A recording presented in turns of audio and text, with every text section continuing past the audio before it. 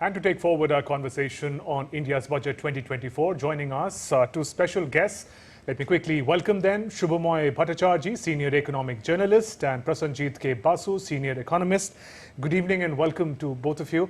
Shubhamoy, let me come to you first. Your key takeaways from the budget, and how does it take into account the macroeconomic realities of our times in managing the finances of our nation? Ravindu, we had, there's been a lot of commentaries for the day on the budget, which have talked about whether Nirmala Sitharaman could have done more. My take on this is that given the fiscal space that she had, very limited fiscal space that she had, there frankly wasn't space to do anything more. So within the space, she has done well. Let me explain. She has kept the fiscal deficit not only at 4.9%, which is an improvement over 5.1% shown in the interim budget. What she has also done is she has eschewed any calls to provide freebies. As a result, what she has done is that she has done a very tight homework on her amount of money that she had to give out and pushed it to the sectors where it was most needed. So if you look at the capex numbers, which you were highlighting now, 11.11 trillion, along with that, you have to add the another 2 trillion that she's added for employment. Right. That's a very big number. Once having done so, she really didn't have space within the government finances to do anything substantial for any other sectors. However, within that, she has pushed up the allocation for energy. Prime Minister Surya Ghar Bijli Yojana has gone up from 4,000 to 10,000. But other than those sort of things, she didn't have space to do anything more. Yet she also had to give a tax relief to the middle class. Now, once she had done that, she needed to get that money back to a certain extent. And the only place from where she could get that amount of money, 30,000 crore giveaway, which she gave through the income tax, was by taxing the markets. So she raised the securities transaction tax and she has freed the capital gains tax. This is the basis of the budget. The government has essentially said that the private sector now has the space. The government has created the infrastructure. So now it is up to the private sector with the employment assurance that it is giving, the government is giving, in terms of employing people coming out just out of schools, just out of colleges, the first timers, and saying that basically we have given you, we have made capital raising easier because we have kept fiscal deficit under control, we have kept inflation under control, and we are giving you employment SOP in terms of giving the first month's employment and other things like internship and others. There are 5 schemes there. Given all that thing, it's now up to the private sector to try and push investment in the economy. This is the nub of the budget. As I said, it doesn't try to do too many things, but what it does well, and therefore, according to me, it is the right budget. Okay, trying too many other, anything else would have been a problem. Yes. All right. Now, Prasanjit, if I could ask you in terms of what is your assessment of the budget, given the context of the fact this was the first budget of the Modi government's third term, and perhaps it had to also reflect the kind of pointers that the leadership picked up from the recent mandate that it got. Yes, I think there are 2 things. Basically, the most important aspect is that the fiscal consolidation path continues. So if you look at the size of the fiscal deficit, in absolute rupee terms, the fiscal deficit has declined in each of the last 4 years. This year, for FY25, the original estimate was 5.1%. That has now been cut to 4.9%. Interestingly, if you look at the previous year, the original estimate was 5.9% of GDP. The actual outcome was 5.6% of GDP. I think that the budgetary estimates are very conservative. We're going to see even better tax revenue growth in particular than is projected in the budget. And as a result, you're likely to see an outcome that is a lot better than the numbers in the budget. The reason for this is simply that every year we've seen for the last year that tax revenue, direct tax revenue in particular, than projected in the budget, and that is likely to continue this year. So that, I think, ensures that you'll see an even better outcome in terms of the fiscal numbers. Now, if the fiscal deficit is continuing to decline and the market borrowing by the government is declining, that helps to crowd in private investment. And that is that has been the real story of the Indian economy over the last 3 years or so, where the market borrowing by the government comes down, and that helps to crowd in private investment. So that's the fiscal, the macro story. The other aspect of the macro story, in my view, is that the government has a very conservative estimate for real GDP growth, 6.5 to 7% real growth and about 11% nominal growth. I think in reality, the economy is going to do a lot better than that. My view is that it's going to grow 8.5%. Last year, I was perhaps the only one in the market saying that real GDP was going to grow over 8%. The ultimate number was 8.2. And this is a phenomenon that is repeated year after year. The IMF, all the consensus settles around 6.5 to 7%, some sort of magic number of 6.5 to 7%. The ultimate number turns out to be above 8. And I think that right now we have good momentum with exports picking up, both goods and services exports. We have consumption likely to be strengthened by a good monsoon, and investment spending, of course, is being crowded in, private investment being crowded in. Now, with regard to public investment, there is no change from the interim budget, where there was a 16.9% year-on-year increase in, look at center plus grants to states, the increase is from 12.5 trillion rupees to 15 trillion rupees, essentially an increase of 20%. So that's the third consecutive year of very strong growth in public investment. And despite that public investment growth, what we are seeing is that the fiscal deficit is declining. And with that decline, you're seeing private investment being crowded in. So you've got strong public investment and strong to the key political issue. I think, if anything, the one issue that came up during this election that I think was a broad consensus across all parties is the need to create jobs. And so I think the biggest focus in this budget is on skills and employment generation, providing incentives. I think it's very interesting that they've used a term like employment-linked incentives to try and provide incentives both to employers and employees to take on new jobs in the organized sector. And that is defined by people paying in to the EPF. So you have a slew of incentives being provided that will generate employment over time. In addition, we have specific focus, a very specific focus, on textiles and leather as two areas of labor-intensive manufacturing that will receive further support from the government. Those are areas where India has more or less missed the boat over the last 25 years with the multi-fiber arrangement of GATT and WTO being dismantled between 1995 and 2005. India should have been the biggest beneficiary, but unfortunately, almost all the benefits of the dismantling of the quota system of international trade in textiles and garments was captured by China. But now we seem to be losing Prasenjit's link at the moment. Shubhamoy, if I could come back to you and just ask you about what Prasenjit was really saying, in the sense that now it seems that the government has tailored the budget to ensure that we build upon what has already been laid as a strong foundation, There is and that a goes genuine shift into away. Others, all the way to market 2047 when India becomes a developed nation, when we complete 100 years of independence. Exactly. Budget cannot be a year-on-year story.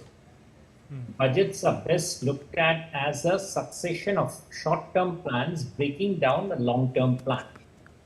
So if you look at it in that way, we definitely would find that the budget has done better. It has been able over the past 10 years to develop a consistent line of what the government wants to do and then bring it down, distill it down into yearly targets. There's been discussions often that there should be a rolling budget, which sort of, takes the targets beyond 1 year. You can see the example of that, for instance, in railways. Railways had about 250,000 crore, that's 2.5 trillion to be spent. The railways have this time got 2.65. And expenditure pattern, you notice that there are weaknesses there. Now, those can be sorted out if the budget becomes a sort of a rolling budget, allows projects to spill over into next year. Some amount of work has already started there. And that, I think, is very important because then there is a consistency. There is a longish plan of work that can be worked on. Especially, Gautam, if you also look at the sectors like nuclear. In nuclear, for the development of nuclear reactors, the government has actually more than doubled the allocation from 3,000 crore to 6,900 crore. That's a huge jump. And this jump essentially is necessary to give confidence to the private sector, which Finance Minister did mention, that it has to be through collaboration, largely, in fact, by their support to develop the nuclear reactors. So you can't really have just an annual target and completion of it at the end of the year. This longish framework that has been created is actually more helpful for the economy, for the economic agents to plan what they would want to do. As you notice, for instance, on the employment generation scheme, the Prime Minister's Employment Assurance Scheme, which is there in the budget, and I think it's the most significant value addition in the budget this year. You would find that the schemes are actually looked at in terms of 2 years, 4 years, even up to 6 years. That is the pattern on which they'll be invested in. But that's significant because that allows for a consistency in what is being planned from year on year to a longer term outcome, which I think is a significant takeaway from the budget. It's often missed, but it is very important to understand. Yes, Gaurav. Right. Prasanjit, in your intervention, you spoke about the kind of comprehensive attention that the budget pays to the critical issue of employment generation and job creation and skilling.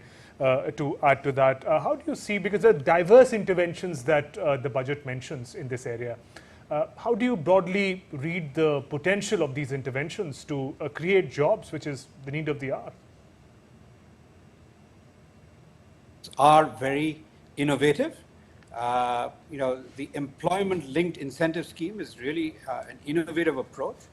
But of course, it is part of an ecosystem of incentives being put in place. The important thing there, of course, is that apart from specific incentives to the 500 largest companies in India to employ people, apart from that, there are specific incentives to the textiles and the leather industry. Those are two areas where I think, for instance, Uttar Pradesh could be a big beneficiary. Leather used to be focused in Kanpur. If anybody has read Vikram Seth's Suitable Boy, you would know. But the interesting thing there is that leather and textiles are two areas where India has seen very little growth in the past 10 or 15 years. Now, incentives being provided should allow that segment to begin to grow again and to export. Now, if you look at India's textile and garment exports, they are about 1/9 of China's. The rest of the world is wary of continuing to import from China. They are putting up, the rest of the world is beginning to put up barriers to China's exports. That creates an opportunity for this so-called China Plus One strategy for various companies to undertake, and for a country like India to take the baton from China and really begin to export in massive numbers. So what I'm seeing here is the possibility of even a tripling in India's exports of textiles, garments, and leather products over, say, the next 4 or 5 years. And if you have that sort of tripling, what that will do is it will generate millions of jobs in medium skill intensive manufacturing, where you will basically be able to draw labor away from agriculture in the classic way that the East Asian economies succeeded in doing. Japan in the 1950s, Korea, Taiwan, Singapore in the 1960s and early 70s, Malaysia, Indonesia, Thailand in the 80s, and China since the 1990s. And now, of course, Vietnam over the last 20 years. They've all basically undertaken labor-intensive manufacturing as the key element of their development strategies, which have transformed their economies by drawing in labor, surplus labor from agriculture, where the marginal productivity of labor may be near zero. If you can move some of that very low productivity labor away from agriculture to higher productivity jobs in manufacturing rather than just construction, then you will transform the medium-term prospects. Yes, I'd like to take that point further. So Shubhamoy. apart from that one, I mean, I think the other interesting thing is that there are also incentives in this budget to boost productivity in agriculture through particular interventions in areas like pulses and oilseeds, and also to create better storage facilities for vegetables. Now, we know that vegetables are a major problem area when we look at inflation. The RBI has done a wonderful job in reducing core inflation to a 9 or 10-year low, and yet headline inflation is stubbornly around 5%, primarily, and in fact not just primarily, entirely because vegetable inflation remains close to 30%. So we need long-term solutions. So the long-term solution being provided in the budget is that better storage facilities, better cold chains for vegetables near the consumption centers, that is near cities, so that we don't have this extreme volatility in vegetable prices. You see feast and famine basically with vegetable prices. Prices rise by 30% and then they fall the following year by 30 or 40%. And that sort of feast and famine situation is inimical to the success of farmers. It's also inimical to inflation management. But we were on the subject of jobs, and if I could bring in Shubhamoy again on this. Shubhamoy, one is of course those 5 ways through which job creation is being ensured. The other is how MSMEs are also being encouraged, be it through how their credit will be assessed on new parameters, or through even the setting up of these e-commerce parks that will again cater to the products of the MSMEs, who can then perhaps employ more people. That's right, Gautam. You pointed to the right point, right areas where these are the MSMEs' pain points. What I would also say is, lots of times we get swept in by the idea that the government has to do things. The government doesn't necessarily have to do things. The government has to create the environment in which economic activities could prosper. So what I would say for the MSME sector, a very significant intervention is actually the fiscal deficit. You know why? Fiscal deficit at a high rate means the government essentially borrowing more.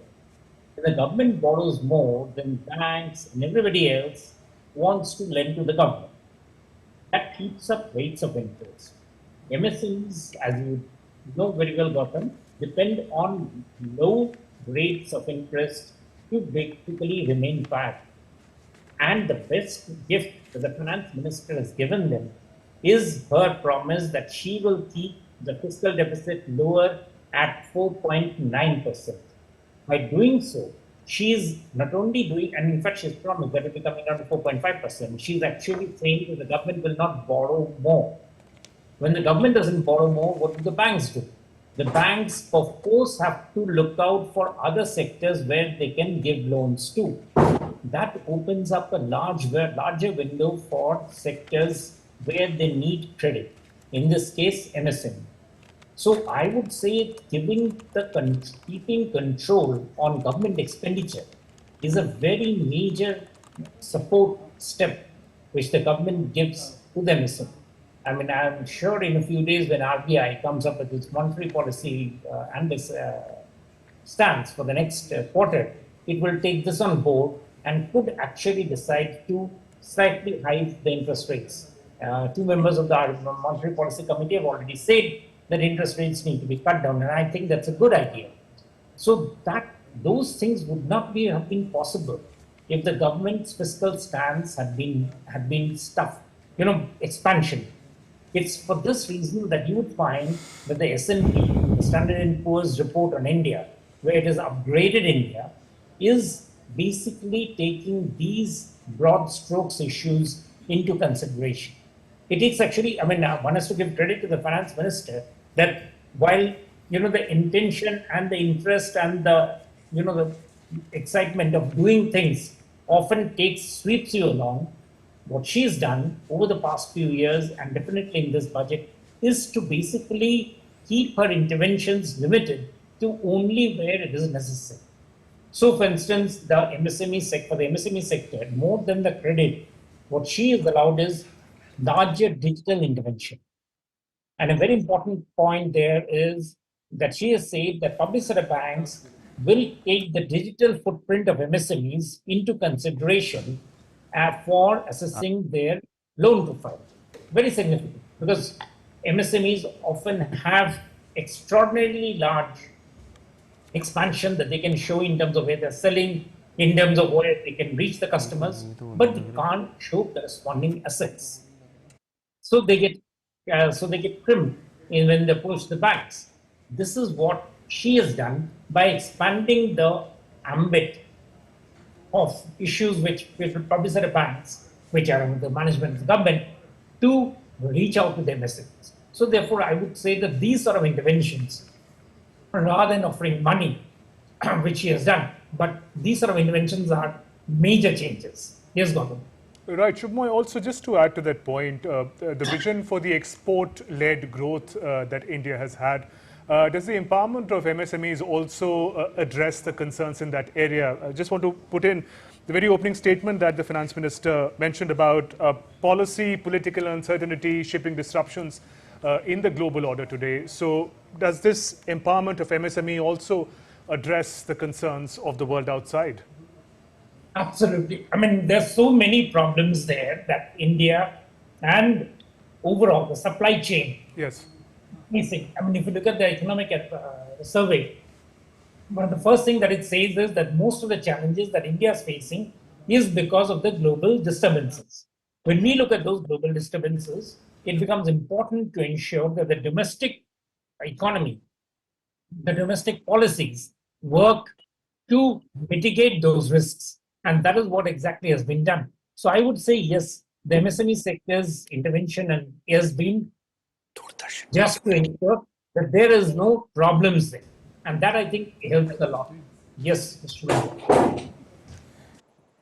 Right, if I could again come to you, Prasenjit, in terms of how things have been progressing on the front of ensuring that domestic consumption is boosted, do you feel that the government has taken enough steps? Because again, the global situation remains uncertain. While exports have gone up, it's the domestic consumption that really needs to be strengthened further, apart from corporate investments and spending.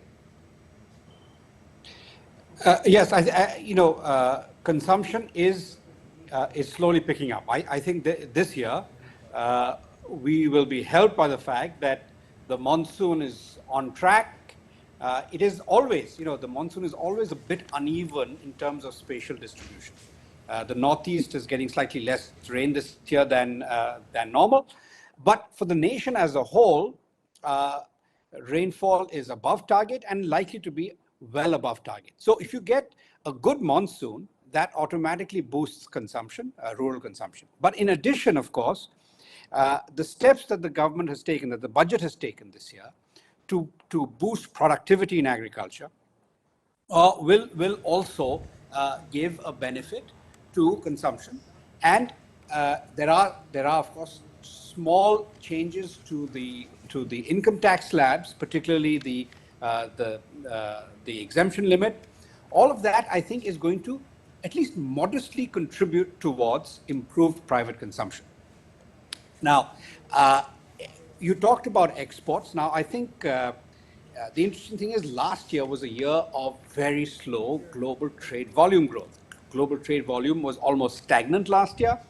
And the WTO and most other forecasters, including the IMF, are looking at global trade volume growing about 4% this year.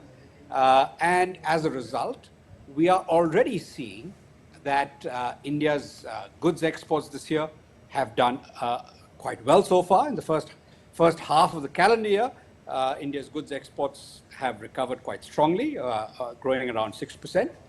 And they are likely to strengthen further over the course of the rest of this fiscal year. Services exports continue to be robust. So the external environment is improving relative to last year.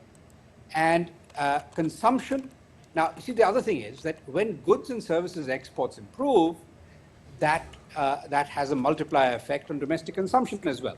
Because those who gain the incomes from exports spend, and typically the rupee depreciates, and so the nominal value of what you earn in dollars or euros or foreign currency translates into to even more in rupee terms.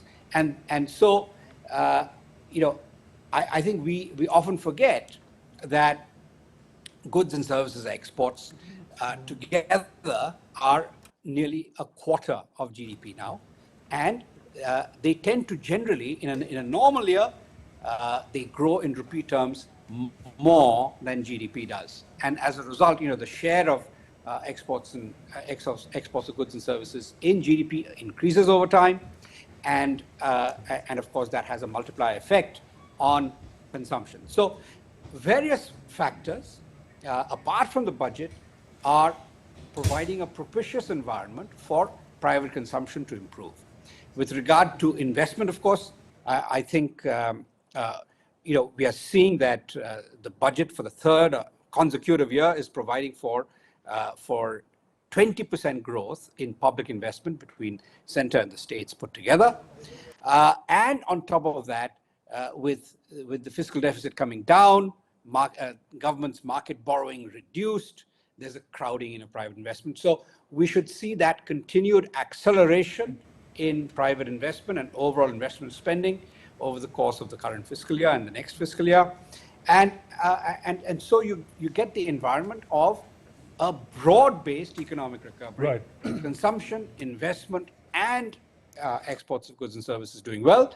And that creates the environment for the government's role, government spending's role in boosting aggregate demand to steadily decline and moderate.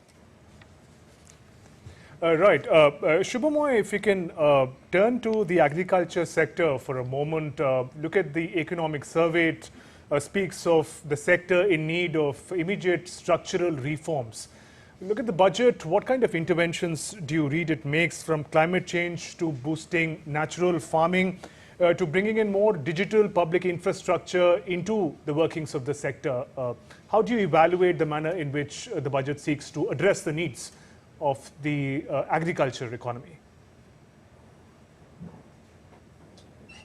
What the finance minister has done is that she has kept the rural development allocation at more or less sort of plateaued it out, and she has actually given more play to agriculture related sector, agriculture related schemes. And I was just going through the centrally sponsored schemes. What I do notice is that she has kept enough space out there for the agriculture ministry, and we've got a very dynamic minister now, Yuvraj Chauhan, who's transformed the agriculture scene in Madhya Pradesh in the last 20 years, to essentially bring in suitable interventions which will be useful for different sectors. That's very important, because agriculture is a very region specific, almost sometimes district specific interventions. You cannot craft programs which will be, one size fit all. So, for instance, agriculture related programs like the ones like assistance states for interstate movement of food grains, or the Krishi Unnati Yojana, or the Rashtriya Krishi Vikas Yojana. All of these things have been kept suitably funded, and she is essentially saying that there will be two things there. One, they'll be funded. Two, under the economic reform program, which has been flagged in the budget and has not been adequately realized for the importance that has been flagged on, because that's a significant paragraph that she has included in her budget about what needs to be done in different sectors. There's a very interesting point that she's made about making land records in entire rural India digital. Cadastral maps, bringing in land mapping, bringing in all sorts of facilities. This is something, remember, which was thought of at one stage. It was not really followed up for lots of reasons, but I'm very happy to see that those have been brought back, because those actually allow for a land market in India to grow up. India, as you know, many of the farmers are hamstrung by the fact that while they have farms, small farms from which they might want to move on, but they can't move on because the land market for farms is extremely restrained. And this creates problems that they are sort of wedded to the farm. They can't move on. So if somebody else has a better idea to do something with a farm, that person also can't go in for. This is very important. All right, there's factors of production's quality.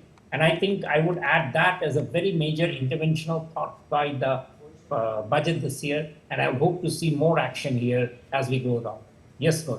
All right, certainly. I mean, there's a proposal related to cooperatives as well, which could be of quite a lot of use where integrating small land holdings is concerned. But we'll talk about that a little later.